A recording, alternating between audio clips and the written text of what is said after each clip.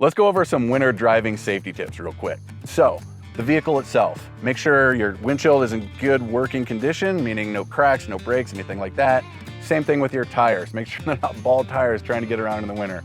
A good de-icer for your windshield. So if it starts to fog up or ice up, you can squirt that on your windshield, you'd be good to go. As you're going down the road, things to keep in mind, certainly with snow plows, keep your distance from a snow plow. They can kick up a lot of rocks and ice and snow, and you're pretty much blind behind these things. People will try and pass them and they get in a wreck, all kinds of things. So definitely keep your distance and don't try and pass a snow plow unless it's safe to do so. Another thing to watch out for is black ice. Black ice is when you're going down the road, it might look dry, and the next thing you know, you're sliding sideways. So just kind of slow down a little bit in these winter months, and certainly if the weather's bad and snowy and icy. Another one is go easy on the brakes, right? So you don't want to slam on the brakes and start sliding on snow and ice. So if you're going into a corner or anything like that, go easy on the brakes, you won't get into a slide. So let's say you do get into a slide and start to spin. You're going to want to turn the steering wheel into the spin.